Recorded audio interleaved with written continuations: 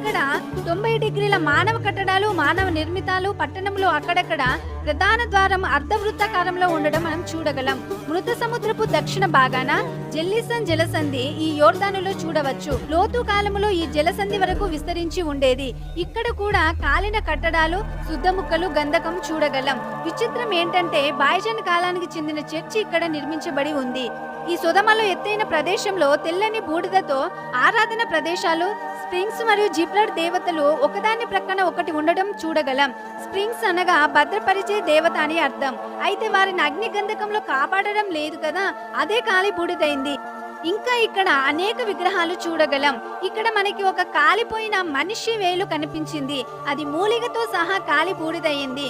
ఈ పట్టణాలు కాలిపోక ముందు పచ్చని వృక్షాలు, పంట పొలాలు మరియు బార్లీ, గోధుమ, ద్రాక్ష, అంజూరపు తోటలు కూడా ఉండేవని, యోర్దాను నది నీరు ఇటుగా ప్రవహించేదని శాస్త్రవేత్తలు నిర్ధారించారు.